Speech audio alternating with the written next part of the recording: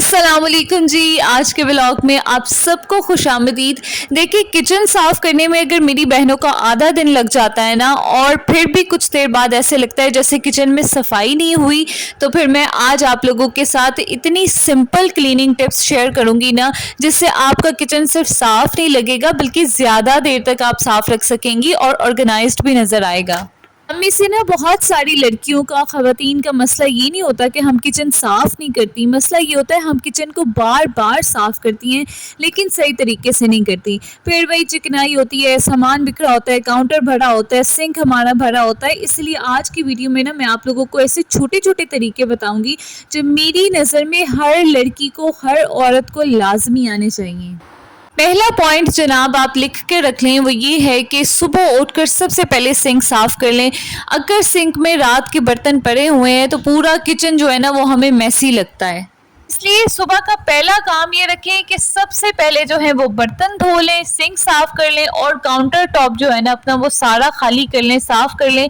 आप ये सिर्फ 3 काम कर लेंगी, आपका किचन जो है ना ज़्यादा क्लीन महसूस होने लगेगा और ऑटोमेटिकली ना आपका जहन जो है ना वो सुकून में आ जाएगा। अच्छा, मैं ये कोशिश करती हूँ कि रात को किचन साफ़ कर लूँ, लेकिन जैसे मुझे रात को टाइम नहीं मिला क्योंकि हम डिनर पे गए हुए थे, हम लेट आए, बहुत लेट आए, रात सोने में भी देर हो गई। तो ये सारी रूटीन जो है ना अब मैं सुबह के टाइम फ़ॉलो करूँगी, लेकिन सबसे पहले क्या करूँगी, किचन उठ के साफ़ करूँगी। दूसरा पॉइंट मैं आप लोग के साथ शेयर कर दूं, ये जापान में बहुत ज़्यादा फॉलो किया जाता है। पहले भी आप लोगों को बता चुकी हूँ कि अपने घर में 1 टच रूल रखें और किचन में भी 1 टच रूल अपनाएं। जो चीज़ जहाँ से उठाएं कोशिश करें फ़ौरन वापस रख दें। जितनी ज़्यादा मर्जी इमरजेंसी हो, जल्दी हो, आपने जो चीज़ जहाँ उठाई है वहाँ पे वापस रखते हैं। जल्दी में चाय बना रही हैं, चाय बनाई है, चाय का डिब्बा वापस रखते हैं। मसाले को इस्तेमाल कर रही हैं तो नॉर्मली हम होता है कि बाद में, देखिए वो बाद कभी भी नहीं आता, फ़ौरन के फ़ौरन हाथ के हाथ आप चीज़ वापस रखते जाएं। ये छोटी सी आदत है आपको दिन के जो एंड पे है ना 1 घंटे की एक्स्ट्रा क्लीनिंग से आपको बचा लेती है। अच्छा, तीसरा पॉइंट मैं बताऊंगी, मेरा चूल्हा यहाँ पे बहुत ज़्यादा गंदा हो गया था क्योंकि कल मुझे बिल्कुल टाइम नहीं मिला, तो मेरे से ये दूध यहाँ पे गिर गया था। लेकिन आप लोगों को तीसरा पॉइंट ये मैं बताऊंगी कि चूल्हे का आप गंदा होने का बिल्कुल इंतज़ार ना करें। बाज़ औक़ात हो जाता है कि गलती हो जाती है, लेकिन चूल्हे पर जो चिकनाई जम जाती है ना, इसे बाद में साफ़ करना बहुत ज़्यादा इरीटेटिंग काम होता है।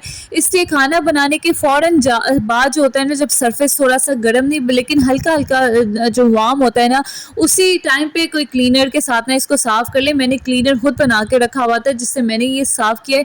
2 मिनट की सफाई जो होती है ना वो 20 मिनट की सफाई से हमें बचा लेती है। तो आपने फ़ौरन से चूल्हे को साफ़ कर लेना है। चौथे पॉइंट की तरफ आती हूँ जनाब, आपका जो काउंटर है ना उस पे सारी चीज़ें ना रख दें। ये बहुत बड़ी मिस्टेक होती है जो हम करते हैं। सारी चीज़ें ये उठा लेंगे, वो उठा लेंगे, ये रख देंगे, वापस कोई चीज़ नहीं रखी जाती। अच्छा, यहाँ पे मैं आप लोगों को ये ऊपर वाला कैबिनेट दिखा रही हूँ। लगे हाथ ना मैं ये भी करती हूँ कि कोई चीज़ ऊपर वाली अगर आगे पीछे हो गई है ना, काम करते हो जाती है किचन में, तो उसको भी थोड़ा सा हाथ के हाथ ना मैं साफ़ कर लेती हूँ, ऑर्गेनाइज़ कर लेती हूँ। अच्छा, वापस अपने पॉइंट पे आऊँगी कि ये बहुत बड़ी मिस्टेक है कि बहुत सारी चीज़ें जो है ना काउंटर पे रख दी जाती हैं, तो किचन साफ़ होने के बजाय ना क्लटर बहुत ज़्यादा लगता है, बहुत मैसी लगता है। सिर्फ वो चीज़ें बाहर रखें जो आप रोज़ाना इस्तेमाल करती हैं। मेरे काउंटर पे देख लें, स्पून्स पड़े हुए हैं और जग और ग्लास पड़े हुए हैं। देखिए, जग और पानी मेरे हस्बैंड को चाहिए होता है। वो कहते हैं कि पानी और ग्लास जो है ना वो स्टैंड इसके ऊपर रहे, वो रहता है। और ट्रेज़ रखी हुई है जो कि रेगुलर यूज़ में बिल्कुल दीवार के साइड पे रखी हुई हैं। यहाँ पे कुछ बड़े और छोटे चम्मच हैं जो कि हमारे रेगुलर इस्तेमाल के हैं, डेली इस्तेमाल के। इन चीज़ों के अलावा मेरे काउंटर पे कोई चीज़ नहीं आती, बाकी सारी एक्स्ट्रा चीज़ें होती हैं। बाकी सारी चीज़ें आप कैबिनेट में रखें। देखिए, जितना लेस होगा ना सामान काउंटर के ऊपर, उतनी ज़्यादा आपका जो किचन की क्लीनिंग है ना वो प्रोमिनेंट नज़र आएगी। 5वें पॉइंट की तरफ जाने से पहले मैं आप लोगों से रिक्वेस्ट करूंगी कि आप लोग मेरी वीडियोस देखते हैं लेकिन सब्सक्राइब नहीं करते, तो प्लीज़ आप लोगों से रिक्वेस्ट है कि आप लोगों ने सिर्फ एक क्लिक करना होता है और आपको इतनी इन्फॉर्मेटिव वीडियोस मिल जाती हैं। इतनी मैं मेहनत करती हूँ इस वीडियो पे, सिर्फ ये कि मेरे पास जितनी नॉलेज या एक्सपीरियंस है वो मैं आप लोग के साथ शेयर करूँ। तो आप लोग प्लीज़ मेरे चैनल को ज़रूर सब्सक्राइब किया करें और अगर आपको वीडियो पसंद आती है तो आप लोगों ने ज़रूर इसको लाइक भी करना है। चलें जी, 5वें पॉइंट की तरफ चलती हूँ। देखिए जी, कोशिश करें कि हफ्ते में 1 दिन जो है ना वो डीप क्लीनिंग ज़ोन लाज़मी रखें। देखिए मेरे बच्चे हैं छोटे, मैं सारे काम एक साथ नहीं कर सकती, लेकिन डीप डिक्लटरिंग का और डीप डीक्लीनिंग का फ़ायदा ये होता है कि आप लोग ना एक टाइम में ना पूरा किचन आपको एक दिन साफ़ नहीं करना पड़ता, आप एक दिन में कोई एक काम कर लेती हैं। अब जैसे कि ये मेरा किचन का स्टैंड जो है, ये मैंने दराज़ से मँगवाया था, मुझे बहुत बेहतरीन रहा है। मैं पहले बहुत सारे जो है वो यूज़ कर बैठी हूँ, वो जो ब्लैक वाला आता है वो भी, लेकिन वो बिल्कुल भी यूज़फुल नहीं रहते। ये बहुत अच्छा है, अगर आप लोग चाहेंगे तो मैं आप लोगों को उस जो सेलर है उसका लिंक भी आप लोगों को दे दूँगी।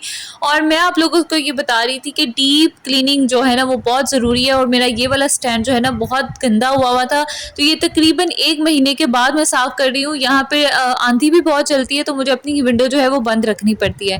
देखिए पूरा किचन जो है ना वो एक दिन में डीप क्लीनिंग करने की कोई ज़रूरत नहीं होती। एक दिन में अगर आपने फ्रिज साफ़ करना है तो फ्रिज साफ़ कर लें, जैसे मैं यहाँ पे स्टैंड साफ़ कर रही हूँ। देखिए बेहतरीन टिप ये है कि हफ्ते में ना एक दिन कोई कैबिनेट साफ़ कर लें, चूल्हा साफ़ कर लें, चिमनी साफ़ कर लें, या अगर हफ्ते में आपको कोई टाइम मिल रहा है तो कोई दराज वगैरह निकाल के साफ़ कर लें। इस तरह से होगा ये कि आपके किचन की डीप क्लीनिंग भी हो जाएगी, आपके किचन का एक जो कोना है, कॉर्नर है, दराज है, कैबिनेट है, वो भी साफ़ हो जाएगा और आप थकेंगी भी नहीं। मैंने अपने पूरे दिन के शेड्यूल में से ये 2 काम देखे हैं कि ये 2 काम आज मैं कर लेती हूँ डीप क्लीनिंग के हिसाब से किचन की, बाकी मैं नॉर्मल अपने जो घर का काम है वो करूँगी। इसी तरह ये आप लोग अपनी आदत का हिस्सा बना लें कि डीप क्लीनिंग आपका बहुत ज़्यादा टाइम भी बचाती है। इसके अलावा किचन को डीप जो है ना वो डिक्लटर भी किया करें, जितना फालतू सामान होता है उसको साथ के साथ निकाल भी दिया करें। अच्छा, छठे पॉइंट की तरफ आती हूँ, वो ये है कि रात को ना 10 मिनट का रीसेट लाज़मी रखा करें। देखिए मैंने आज किचन के बारे में आपको बता रही हूँ कि 10 मिनट निकाल के ना अपने किचन को दें, थोड़ी देर के लिए मोबाइल को साइड पे रखें, बच्चों को, काम को, हर चीज़ को साइड पे रखें। अगर आपके बच्चे सो गए हैं तो उसके बाद 10 मिनट लाज़मी निकालें। मुझे पता है कि हम बहुत ज़्यादा थक जाती हैं, टाइम नहीं मिलता, लेकिन 10 मिनट जो है ना वो आपके अगले मिनट के जो आधा घंटा है, 1 घंटा है ना वो बचा लेता है। और यकीन करें कि ये जो है ना मेरी फेवरेट टिप है, सोने से पहले सिर्फ 10 मिनट, क्या ज़्यादा से ज़्यादा आपने क्या करना होगा, बर्तन अपनी जगह पे रख दें, काउंटर साफ़ कर दें, कपड़ा मार दें, चूल्हे के ऊपर कपड़ा मार दें, साफ़ कर दें, चाहे ड्राई कपड़ा मार दें।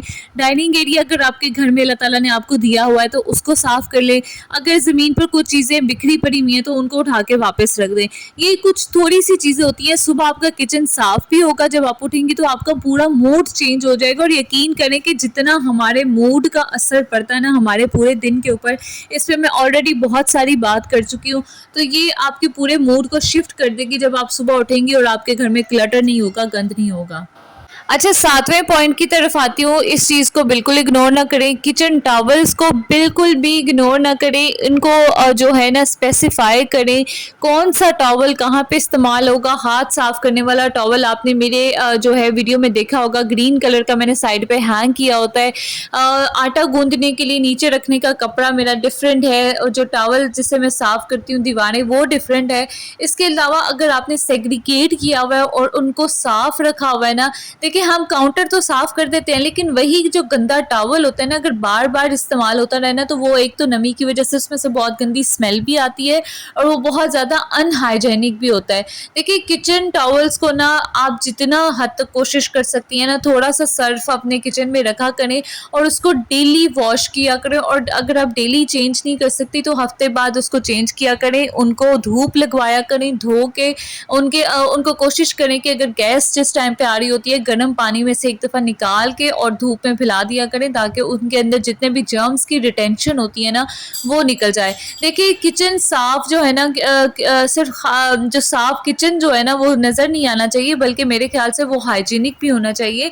इसलिए हाइजीन का सबसे बड़ा असूल ये है कि हम जितने टॉवल्स वगैरह यूज़ करते हैं ना, उनको भी उसी तरह से क्लीन करें जिस तरह से बाकी काउंटर वगैरह साफ़ करते हैं। अच्छा, लास्ट वाला पॉइंट मेरा और मेरे हस्बैंड का, मतलब हमारे घर का बहुत फेवरेट रूल ये है कि किचन में चीज़ें जमा होने ना दें, यूज़ इट और रिमूव इट। ये जो चीज़ है ना अपने जहन में बिठा लें, ये बहुत ज़्यादा ज़रूरी है। किचन की सफाई जो है ना सिर्फ डस्टिंग नहीं होती, गैर ज़रूरी चीज़ें ख़त्म करना भी सफाई का एक हिस्सा है। और महीनों इस्तेमाल ना होने वाले जो कंटेनर्स होते हैं, खाली जार्स होते हैं, एक्सपायर्ड स्पाइसेस होते हैं, उनको लाजमी देखा करें। जो मसालों की उसकी जो एक्सपायरी आ जाती है उसको लाज़मी देखा करें। अगर कोई यूटेंसिल्स आपके टूट गए हुए हैं, बर्तन टूट गए हुए हैं, वो चीज़ें जो आपके कभी इस्तेमाल में नहीं आती उनको अलग कर दें। अगर कोई चीज़ किसी को दे सकते हैं तो किसी को दे दें। जितनी कम गैर ज़रूरी चीज़ें होंगी ना उतना ही आपका किचन साफ़ होगा। और ये सिर्फ मैं किचन के बारे में बात नहीं करूँगी, आपके घर के बारे में बात करूँगी। मैं डीप डी-क्लटरिंग के बारे में बहुत ज़्यादा बात करती हूँ और यही होता है कि जितना कम आपके पास होता है ना उतना ही कम आपके ज़हन पे जो बोझ होता है ना वो मौजूद होता है। इसलिए प्लीज़ कोशिश करें कि किचन में भी उतना सामान या उतनी चीज़ें रखें। हमारा बहुत दिल करता है ये भी ले लें, वो भी ले लें, लेकिन उनके लिए ना एक जो है ना जगह भी रखें कोई इस्तेमाल की। सबसे आसान हल पता क्या होता है, हर चीज़ को फिक्स जगह दे दें, हर चीज़ को उसका घर दे दें ताकि इस्तेमाल के बाद ना वो चीज़ आपके इस्तेमाल आई है और वापस अपने घर चली जाए। जिस तरह हम जॉब पे लोग जाते हैं, घरों को वापस आ जाते हैं, उसी तरह जो चीज़ें भी होती हैं वो भी जॉब करती हैं, अपना काम करती हैं। मिसालें इस्तेमाल होते हैं, बर्तन इस्तेमाल होते हैं, उन्होंने अपना काम कर दिया, उनको इज़्ज़त के साथ उनके घर में वापस देते हैं। जब आपके माइंड सेट, ये जापानीज़ रूल भी है बाय द वे, मैं आप लोगों को बता दूँ कि हर चीज़ को उसका अपना घर दें। देखिए, मैं यहाँ पे सिर्फ़ किचन की बात नहीं करी, बाकी पूरे घर में अगर आपने चीज़ों को उनकी जगह दी हुई है ना, तो आपका घर इतना ज़्यादा ऑर्गनाइज़ लगेगा कि आपको खुद यकीन नहीं आएगा कि आपका घर की शक्ल और सूरत कैसे बदल गई है। सबसे इम्पॉर्टेंट बात आप लोगों को बताऊँ, किचन का हर टाइम स्पॉटलेस होना ज़रूरी नहीं होता। आप इंसान हैं, मशीन नहीं है। हर टाइम जो है ना पिन इंटरेस्ट वाला घर हमारा नहीं हो सकता। हम एशियन लोग हैं, हमारे घर में 3 टाइम का खाना बनता है। हम लोग जो ज़िंदा लोग रहते हैं जहाँ पे, वहाँ पे मेस भी होता है। इस पे अल्लाह ताला का बेहद शुक्र अदा करें कि अगर आपका घर किचन चलता हुआ है, अल्लाह का शुक्र अदा करें। हाँ, आप इंसान हैं, मशीन नहीं है। आपका किचन स्पॉटलेस नहीं हो सकता क्योंकि कभी बच्चों के काम होते हैं, कभी मेहमान आ जाते हैं, कभी तबीयत ख़राब हो जाती है, कभी काम बहुत ज़्यादा हो जाता है। इसलिए कोशिश करें कि परफेक्शन के पीछे हरगिज़ ना भागें। एक ऐसी रूटीन बस अपने घर में बना लें जिससे आपका घर ना मैनेजेबल रहे। ये इस और आप जो है ना आप खुद भी सुकून में रहेंगी। सिर्फ छोटा-सा रूल बना लें जिसमें आपके घर में छोटी-सी रूटीन हो, जो चीज़ इस्तेमाल की उसे वापस अपनी जगह पे रखी और आपका घर जो है ना बहुत हद तक मैनेजेबल हो जाएगा। आपको चीज़ें रोज़-रोज़ अरेंज करने की ज़रूरत भी नहीं पड़ेगी। अच्छा, बाकी ये कि अगर आपको ये जो टिप्स हैं ये यूज़फुल लगती हैं, आपने वीडियो को लाइक लाज़मी करना है और आप लोगों ने मुझे नीचे कमेंट बॉक्स में लाज़मी बताना है कि आपके किचन का सबसे मुश्किल काम आपको कौन-सा लगता है। बाकी ये है कि अगर जो आप अपना मसला बताएँगी नेक्स्ट टॉपिक पे, मैं उस नेक्स्ट वीडियो में उसी मसले पे बात करने की कोशिश करूँगी और आप लोगों को साथ-साथ उसका हल भी दूँगी। बाकी ये कि इन चीज़ों को फॉलो करें। वीडियो पसंद आती है तो आप लोग प्लीज़ लाइक ज़रूर करें और मेरे चैनल को आप लोगों को फिर कहूँगी कि सब्सक्राइब ज़रूर करें। अपना बहुत सारा ख्याल रखें। इंशाल्लाह आप लोगों से नेक्स्ट वीडियो में मुलाकात होगी। Till then take care. अल्लाह हाफ़िज़।